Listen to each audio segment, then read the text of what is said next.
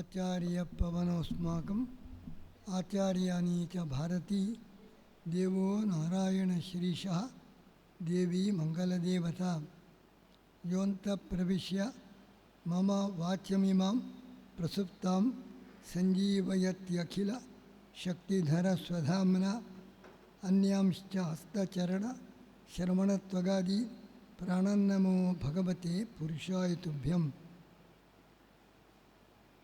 श्यामं रवीन्द्वमितदीधिति कान्तियुक्तं ज्ञानं शरञ्च दधतं प्रियासमेतं स्वात्मस्वरूपम् अमितं हनुमन्मुखेषु सन्दर्शयन्तमजितं स्मरत गुरुगीर्भिः. ರಾಮನವಮಿ ಮಹೋತ್ಸವದ ಈ ಸಂದರ್ಭದಲ್ಲಿ ರಾಮನ ವ್ಯಕ್ತಿತ್ವದ ಬಗ್ಗೆ ಅನೇಕ ವಿದ್ವಾಂಸರಿಂದ ಇಲ್ಲಿ ಪ್ರವಚನ ಕಾರ್ಯಕ್ರಮ 3 ದಿನಗಳಲ್ಲಿ ಏರ್ಪಡಿಸಲಾಗಿದೆ. ನಮ್ಮ ಉಮಾಕಾಂತ ಭಟ್ಟರು ಬಹಳ ಚೆನ್ನಾಗಿ ಈ ಸೀತೆಯ ಬಗ್ಗೆ, ರಾಮನ ವ್ಯಕ್ತಿತ್ವದ ಬಗ್ಗೆ ಒಳ್ಳೆ ಚೆನ್ನಾಗಿ ವಿಶ್ಲೇಷಣೆ ಮಾಡಿದ್ದಾರೆ. ದೊಡ್ಡ ಒಂದು ಪ್ರಶ್ನೆ, ಸೀತೆಯ ವಿಷಯದಲ್ಲಿ ರಾಮನ ನಡೆಯ ಬಗ್ಗೆ ಭಾರಿ ದೊಡ್ಡ ಚರ್ಚೆ ನಿರಂತರ ನಡೀತಾ ಇದೆ. ಆದರೆ ಸೀತೆ ಮತ್ತು ರಾಮನನ್ನು ನಾವು ಗಮನಿಸುವಾಗ ಭಗವಂತನ ಅವತಾರ, ಅವನ ದೇವಿ ವ್ಯಕ್ತಿತ್ವ ಅದನ್ನು ಬದಿಗಿಟ್ಟು, ಯಾಕೆಂದರೆ ಭಗವಂತನ ಅವತಾರ ಮಾನವರಿಗೆ ಮಾನವರು ಹೇಗೆ ಇರಬೇಕು ಎಂಬುದನ್ನು ತೋರಿಸಲಿಕ್ಕೆ. ಮರ್ತ್ಯಾವತಾರಸ್ತು ಈಗ ಮರ್ತ್ಯ ಶಿಕ್ಷಣ, ಬರೀ ರಾಕ್ಷಸರ ಸಂಹಾರ ಅಲ್ಲ, ಮಾನವರಿಗೆ ಮಾನವರು ಹೇಗೆ ಇರಬೇಕು ಈ ನಡತೆಯ ಶಿಕ್ಷಣ. ಅದಕ್ಕಾಗಿ ಭಗವಂತನು ರಾಮನಾಗಿ ಅವತರಿಸಿ. ಆದ್ದರಿಂದ ರಾಮನ ದೇವಿ ವ್ಯಕ್ತಿತ್ವ ಅದನ್ನು ಆಚೆಗೆ ಬದಿಗಿಡೋಣ. ಮಾನವನಾಗಿ ಅವನು ವರ್ತಿಸಿದಾಗ ಹೇಗೆ ಎಂಥ ಸಂದೇಶ ನೀಡಿದ್ದಾನೆ, ಎಂಥ ತ್ಯಾಗ ಮಾಡಿದ್ದಾನೆ, ಸೀತೆಯು ಕೂಡ ಹೇಗೆ ವರ್ತಿಸಿದ್ದಾಳೆ, ಇದನ್ನು ರಾಮಾಯಣದ ಅನೇಕ ಘಟನೆಗಳಿಂದ ನಾವು ಪರಿಶೀಲಿಸಬೇಕು. ಸೀತೆ ನಮಗೀಗಂತೂ ಸೀತೆ ದೊಡ್ಡ ಪತಿವ್ರತೆ, ಅತ್ಯಂತ ಅಸಾಧಾರಣವಾದ ವ್ಯಕ್ತಿತ್ವ, ಯಾವುದೇ ಥರದ ಕಲಂಕ ಇಲ್ಲ, ಅತ್ಯಂತ ಪವಿತ್ರ ಚಾರಿತ್ರ್ಯ ಉಳ್ಳವಳು ಅಂತ ಈಗ ನಮಗೆಲ್ಲ ರಾಮಾಯಣದ ಮುಖಾಂತರ ಮನದಟ್ಟಾಗಿದೆ. ಆಗಿನ ಕಾಲದಲ್ಲಿ ಒಮ್ಮೆಲೆ ಈ ಭಾವನೆ ಬರಲಿಕ್ಕೆ ಸಾಧ್ಯವಿತ್ತು. 1 ವರ್ಷ ಅತ್ಯಂತ ದುಷ್ಟ ಪ್ರವೃತ್ತಿಯ ರಾವಣನ ಮನೆಯಲ್ಲಿ ಇದ್ದ ಸೀತೆಯ ಬಗ್ಗೆ ಚಾರಿತ್ರ್ಯ ಸಂಖ್ಯೆ ಬರಲಿಕ್ಕೆ ಅವಕಾಶ ಇತ್ತೋ ಇಲ್ಲ. ಆಗಿನ ಕಾಲದಲ್ಲಿ, ಈಗಿನ ದೃಷ್ಟಿಯಿಂದ ಸೀತೆ ನೋಡಬಾರದು. ಈಗಂತೂ ನಮಗೆ ಸೀತಾ ಭಗವಂತನ ಪತ್ನಿ, ಲಕ್ಷ್ಮಿ ಅವತಾರ, ಸಂಶಯ ಅತೀತಳು, ಯಾವುದೇ ಥರ ದೋಷ ಇಲ್ಲ ಅಂತ ಖಾತರಿ ಇರಬಹುದು. ಆಗಿನ ಕಾಲದ ಜನರಿಗೆ ಒಮ್ಮೆಲೆ ಆ ಭಾವನೆ ಬರಲಿಕ್ಕೆ ಸಾಧ್ಯ ಇತ್ತು. ಶ್ರೀರಾಮ ಒಮ್ಮೆಲೆ ಅವಳನ್ನು ಸ್ವೀಕಾರ ಮಾಡಿದ್ದರೆ ಲಂಕೆಯಲ್ಲಿ ನಾನಾ ಥರದ ಆಕ್ಷೇಪಗಳಿಗೆ ಅವಕಾಶ ಇತ್ತು.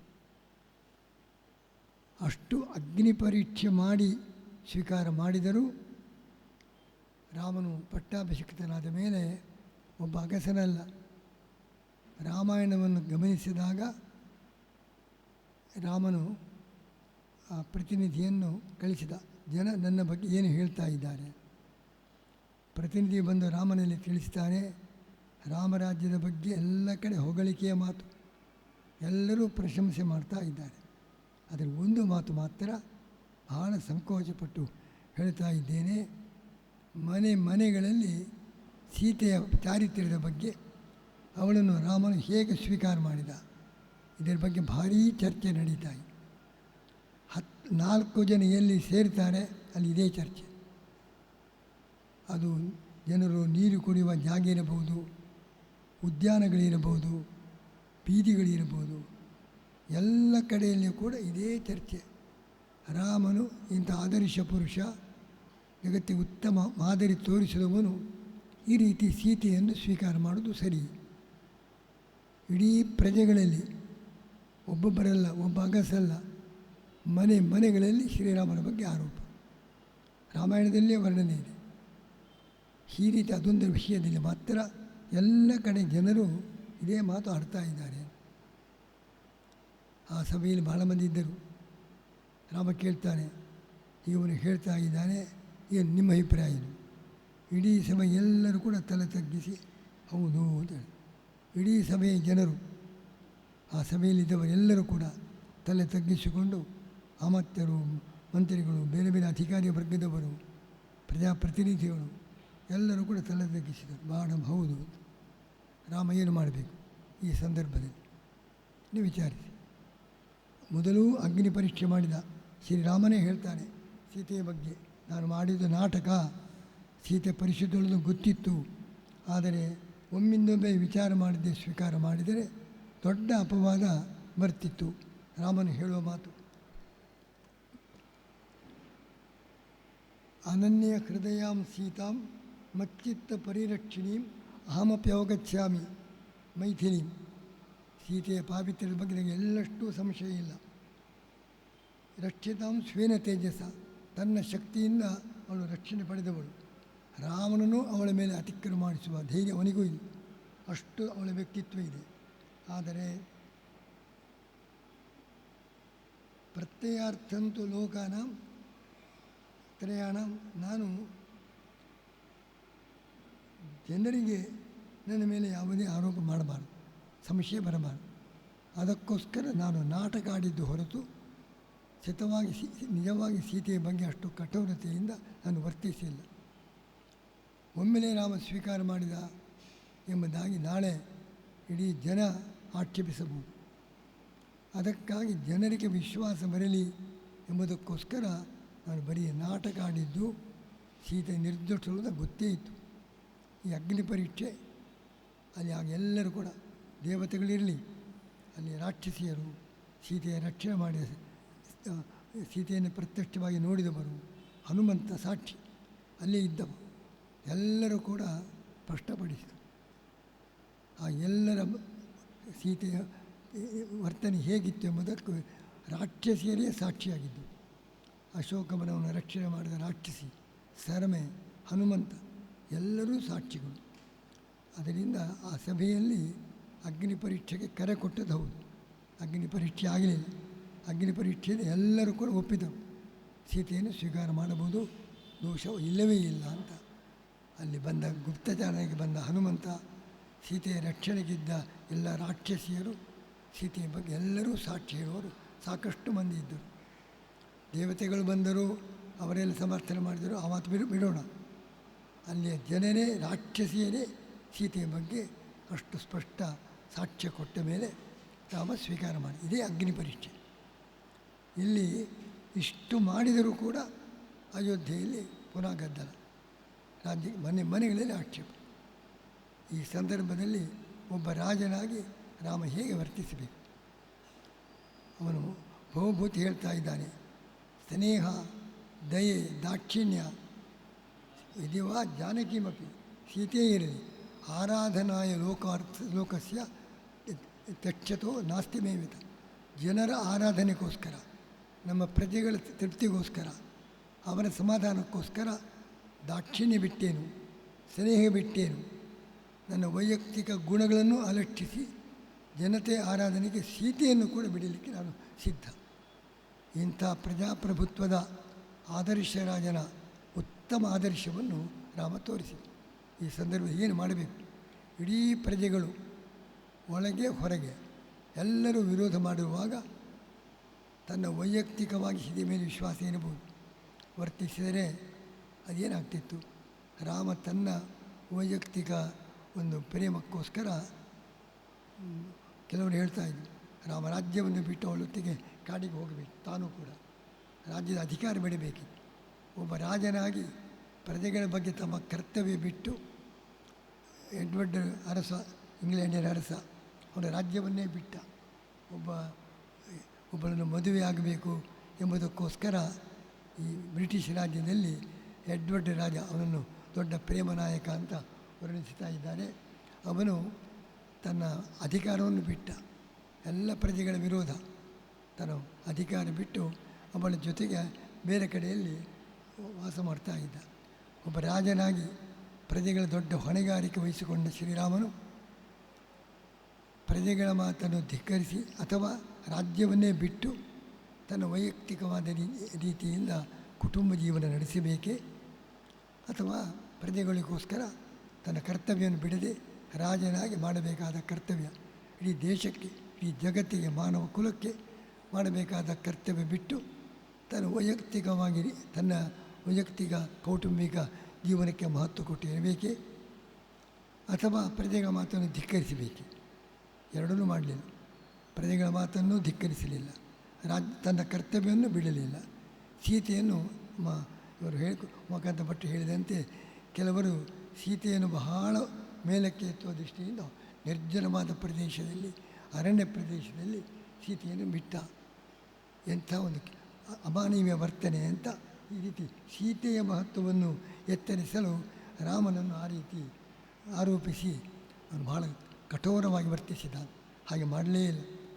ವಾಲ್ಮೀಕಿ ಆಶ್ರಮದಲ್ಲಿ ಎಲ್ಲ ವ್ಯವಸ್ಥೆ, ಅಲ್ಲಿ ಲವಕುಶರು ಹುಟ್ಟುವಾಗ ಶತ್ರುಘ್ನ ಅಲ್ಲಿಯೇ ಇದ್ದ, ಅವನು ಸಾಕ್ಷಿಯಾಗಿ ಅಲ್ಲಿದ್ದ. ಸೀತೆಗೆ ಅಪಚಾರ ಮಾಡಿಲ್ಲ. ತನ್ನ ಜೊತೆಗೆ ಇರುವುದು ಬೇಡ, ಪ್ರತ್ಯೇಕವಾಗಿಲ್ಲ. ಪ್ರಜೆಗಳ ಭಾವನೆಗೆ ಗೌರವ ಕೊಡಬೇಕು. ಆಮೇಲೆ ವಾಲ್ಮೀಕಿಗಳು ಮಾಡಿದ ದೊಡ್ಡ ಉಪಾಯ, ರಾಮಾಯಣ ಬರೆದರು. ಲವಕುಶರಿಯಿಂದ ಅಯೋಧ್ಯೆಯಲ್ಲಿ ಹಾಡಿಸಿದರು. ಬೀದಿಗಳಲ್ಲಿ ಲವಕುಶರು ರಾಮಾಯಣದ ಕಥೆ ಹಾಡಿದರು. ಆವಾಗ ಸೀತೆ ಹೇಗಿದ್ದಳು, ಅಶೋಕವನದಲ್ಲಿ ಹೇಗೆ ಅವಳ ವರ್ತನೆ ಇತ್ತು ಎಲ್ಲ ಜನರಿಗೆ ಗೊತ್ತಾಯಿತು. ಆಗ ಜನರಿಗೆ ಪಶ್ಚಾತ್ತಾಪ ಆಯಿತು. ವಾಲ್ಮೀಕಿಗಳು ಮಾಡಿದ ಕೆಲಸ, ರಾಮಾಯಣ ರಚನೆ ಮಾಡಿದರು. ಆ ರಾಮಾಯಣ ಅಂದರೆ ರಾಮನ ಚರಿತ್ರೆ ಮಾತ್ರ ಅಲ್ಲ, ಸೀತೆಯ ಚರಿತ್ರೆ. ಲವಕುಶರಿಯಿಂದ ಬೀದಿಗಳಲ್ಲಿ ಅಯೋಧ್ಯೆಯಲ್ಲಿ ಆ ರಾಮಾಯಣ ಹಾಡಿಸಿದರು. ಆಗ ಎಲ್ಲರಿಗೂ ಪಶ್ಚಾತ್ತಾಪ ಆಯಿತು, ತಾವು ಮಾಡಿದ್ದು ತಪ್ಪು ಅಂತ ಗೊತ್ತಾಯಿತು. ಆದರೂ ಕೂಡ ಸೀತೆ ಇಡೀ ಅಷ್ಟು ಪರಿವರ್ತನೆ ಆದರೂ ಕೂಡ ಸೀತೆ ರಾಮನ ಜೊತೆಗೆ ಹಾಗೆ ಸೇರಲಿಲ್ಲ. ಆದರೆ ಅನೇಕ ಕವಿಗಳು ಸೀತಾರಾಮನ ಜೊತೆಗೆ ಸೇರಿದ್ದಾರೆ ಅಂತ ಲಕ್ಷ್ಮೀಶ ಕವಿ ಅದೆಲ್ಲ ವರ್ಣಿಸಿದ್ದಾರೆ. ಆದರೆ ವಾಲ್ಮೀಕಿ ರಾಮಾಯಣದಲ್ಲಿಯೂ ಕೂಡ ಕೊನೆಗೆ ಸೀತೆ ಬಂದಿದ್ದಳು, ರಾಮನ ಜೊತೆಗೆ ಇದ್ದಳು ಎಂಬುದಾಗಿ ಮಧ್ವಾಚಾರ್ಯರು ಕೂಡ ತಮ್ಮ ಗ್ರಂಥದಲ್ಲಿ ಸೀತಾ ಶೈವ ಅಖಿಲಾಕ್ಷಣಂ ವಿಷಯಮುಪಗತ, ಆ ಸೀತೆ ಎಲ್ಲರ ಕಣ್ಣಿಗೆ ಸೇರುವಂತೆ ಪುನಃ ರಾಮನ ಜೊತೆಗೆ ಸೇರಿದಳು ಎಂಬುದಾಗಿ ಆಚಾರ್ಯ ಮಧ್ವರು ಕೂಡ ರಾಮಾಯಣದ ತಮ್ಮ ಕಥೆಯಲ್ಲಿ ಹೇಳಿದ್ದಾರೆ. ಆದ್ದರಿಂದ ಸೀತೆ ತಾತ್ಕಾಲಿಕವಾಗಿ ರಾಮನ ಬಿಟ್ಟದ್ದಲ್ಲ, ಸೀತೆ ಬಿಟ್ಟದ್ದು. ಬಹಳ ಸರಿಯಾದ ಮಾತು. ಅರಣ್ಯದಿಂದ ಅವಳು ಮತ್ತು ಈ ಜನರಿಗೆಲ್ಲ ಪಶ್ಚಾತ್ತಾಪವಾಗಿ ಜನರಲ್ಲಿ ಪರಿವರ್ತನೆಯಾದಾಗ ಸೀತೆಯನ್ನು ಸ್ವೀಕರಿಸಲು ರಾಮನ ಸಿದ್ಧ ಆದಳು. ನಾನು ಭೂಮಿಯಲ್ಲೇ ಇರ್ತೇನೆ, ಕೃಷಿ ಮಾಡಿಕೊಂಡವರು ಬೇರೆ ನೆಲದಲ್ಲೇ ಬೇರೆ ಕಡೆ ವಾಸ ಮಾಡ್ತೇನೆ ಅಂಥೇಳಿ ಆ ಜನರ ಮೇಲೆ ಅಷ್ಟು ಅವಳಿಗೆ ಜುಗುಪ್ಸೆಯಾಗಿರಬಹುದು. ಆದ್ದರಿಂದ ಜನರು ಪಶ್ಚಾತ್ತಾಪದಿಂದ ಪರಿವರ್ತನೆಗೊಂಡರೂ ಆಗ ರಾಮನ ಮೇಲೆ ಸಿಟ್ಟಿನಿಂದಲ್ಲ, ಜನರ ಮೇಲಿನ ಬೇಸರದಿಂದ ಅವಳು ರಾಮನ ಜೊತೆಗೆ ಬರಲಿಲ್ಲ. ಭೂಗತಳಾಗಿ ಇದ್ದಳು, ಭೂಮಿಯಲ್ಲೇ ಇದ್ದಳು. ಆದರೆ ಕೊನೆಗೆ ರಾಮನಿಗೆ ತನ್ನ ಪ್ರೀತಿಯನ್ನು ಅರ್ಪಿಸುವ ದೃಷ್ಟಿಯಿಂದ ರಾಮನ ಅಂತಿಮ ಯಾತ್ರೆಯಲ್ಲಿ ರಾಮನ ಜೊತೆಗೆ ಪುನಃ ಸೇರಿದ್ದಾಳೆ. ಹೀಗೆ ಇದನ್ನೆಲ್ಲ ಗಮನಿಸಿದಾಗ ಶ್ರೀರಾಮ ಎಷ್ಟು ದೊಡ್ಡ ತ್ಯಾಗ ಮಾಡಿದ್ದಾನೆ ಪ್ರಜೆಗಳಿಗೋಸ್ಕರ. ತನಗಿಷ್ಟು ಮನಸ್ಸಿಗೆ ಕಷ್ಟವಾಗಿದ್ದರೂ ಅದನ್ನೆಲ್ಲ ಸಹಿಸಿ ಸೀತೆಗೂ ಅಪಚಾರ ಮಾಡದೆ ಅವಳು ಎಲ್ಲ ರೀತಿಯಿಂದ ವಾಲ್ಮೀಕಿ ಆಶ್ರಮದಲ್ಲಿ ಇರಲಿಕ್ಕೆ ಈಗ ಅವಕಾಶ ಮಾಡಿ, ಶ್ರೀಜರನ ಹೆಂಡತಿಯು ಕೂಡ ಸಂಶಯಾತೀತಳಾಗಬೇಕು ಅಂತ ಒಂದು ಗಾದೆ ಇದೆ. ಶ್ರೀಜರ ಅವನ ಚಕ್ರವರ್ತಿ, ಅವನು ಹೇಗಿರಬೇಕು ಅಂದರೆ ಅವನ ಹೆಂಡತಿಯ ಬಗ್ಗೆ ಕೂಡ ತಪ್ಪು ಕಲ್ಪನೆ ಆಗಬಾರದು. ಅದನ್ನು ರಾಮ ತೋರಿಸಿಕೊಟ್ಟ. ತನ್ನ ಪತ್ನಿಯ ಬಗ್ಗೆ ಕೆಟ್ಟ ಭಾವನೆ ಬಂದರೆ ಅದಕ್ಕೆ ಅವಕಾಶ ಕೊಡಬಾರದು. ಅದಕ್ಕಾಗಿ ಆ ಪ್ರಜೆಗಳ ಮಾತಿಗೆ ಅಷ್ಟು ಗೌರವ ಕೊಟ್ಟು ಇಂಥ ಆದರ್ಶವಾದ ಮಾದರಿ, ಅದು ಯಾವುದೇ ಥರದ ಕಠಿಣತನ ಇಲ್ಲ, ಯಾರಿಗೂ ಅನ್ಯಾಯ ಮಾಡಿಲ್ಲ, ಸೀತೆಗೂ ಅನ್ಯಾಯ ಮಾಡಿಲ್ಲ. ಆದರೆ ಪ್ರಜೆಗಳ ಮಾತಿಗೆ ಬೆಲೆ ಕೊಡಲೇಬೇಕು, ಅದು ರಾಜನ ಕರ್ತವ್ಯ. ಅದು ಸಾಮೂಹಿಕವಾಗಿ ಎಲ್ಲ ಜನರು ಒತ್ತಡ ತಂದಾಗ ತಾತ್ಕಾಲಿಕವಾಗಿ ಸೀತೆಯನ್ನು ಆಶ್ರಮಕ್ಕೆ ಕಳಿಸಿದ. ಪುನಃ ಸ್ವೀಕಾರ ಮಾಡಲು ಸಿದ್ಧನಾದ. ಆದರೆ ಸೀತೆಯೇ ಒಪ್ಪಲಿಲ್ಲ. ಕೊನೆಗೆ ಸೀತೆ ರಾಮನ ಜೊತೆಗೆ ಸೇರಿದ್ದಾಳೆ ಎಂಬಂತಹ ಸಂಗತಿ ಅದು ಸರಿಯಾಗಿ ಗಮನಿಸಿದಾಗ ಅಗ್ನಿ ಪರೀಕ್ಷೆ ರಾಮನ ನಾಟಕ ಮಾತ್ರ. ಉಳಿದದ್ದು ಪ್ರಜೆಗಳ ಮಾತಿಗೆ ಬೆಲೆ ಕೊಟ್ಟು ಅವನು ಅದರಂತೆ ವರ್ತಿಸಿದ, ರಾಜನಾಗಿ ವರ್ತಿಸಿದ, ಆದರ್ಶ ರಾಜನಾಗಿ. ಆಮೇಲೆ ಪ್ರಜೆಗಳಿಗೆ ಪೂರ್ತಿ ಪರಿವರ್ತನೆಯಾಯಿತು. ಸೀತೆಯನ್ನು ಸ್ವೀಕರಿಸಲು ರಾಮ ಸಿದ್ಧನಾಗಿದ್ದ. ಆದರೆ ಸೀತೆಯೇ ಬೇಡ ಅಂತ ಹೇಳಿ ಪ್ರತ್ಯೇಕವಾಗಿ ಇದ್ದಳು. ಕೊನೆಗೆ ರಾಮನ ಜೊತೆಗೆ ಸೇರಿದ್ದಾಳೆ. ಇಷ್ಟೆಲ್ಲ ಘಟನೆಗಳನ್ನು ಗಮನಿಸಿದಾಗ ಸೀತಾಪರಿತ್ಯಾಗ ವಿಷಯದಲ್ಲಿ ರಾಮನ ಬಗ್ಗೆ ಎಳ್ಳಷ್ಟು ಕೂಡ ಆರೋಪ ಮಾಡಲಿಕ್ಕೆ ಸಾಧ್ಯವಿಲ್ಲ. ರಾಮನ ಬಗ್ಗೆ ಅನುಕಂಪವೇ ಬರಬೇಕು ಹೊರತು ಆಕ್ಷೇಪಕ್ಕೆ ಅವಕಾಶ ಇಲ್ಲ. ಇಷ್ಟೆಲ್ಲ ಸಂದರ್ಭದಲ್ಲಿ ರಾಮ ಎಷ್ಟು ದೊಡ್ಡ ತ್ಯಾಗ ಮಾಡಿದ ಎಂಬುದಾಗಿ ರಾಮನ ಬಗ್ಗೆ ಅನುಕಂಪ ಮಾಡುವ ಬದಲು ಇಂಥ ಆಕ್ಷೇಪಗಳನ್ನು ಮಾಡುವುದು. ಸೀತೆ ಬಗ್ಗೆಯೂ ಅನುಕಂಪ, ರಾಮನ ಬಗ್ಗೆಯೂ ಅನುಕಂಪ ಅಂತ ಆದರ್ಶವಾಗಿ. ಆದರೆ ರಾಮ ಸೀತೆಯರಲ್ಲಿ ಪರಸ್ಪರವಾಗಿ ಎಂದಿಗೂ ಅಸಮಾಧಾನ ಇರಲಿಲ್ಲ. ಇಂಥ ಒಂದು ವಿಶಿಷ್ಟವಾದ ಅದ್ಭುತವಾದ ಕಥೆ ಸೀತಾರಾಮರ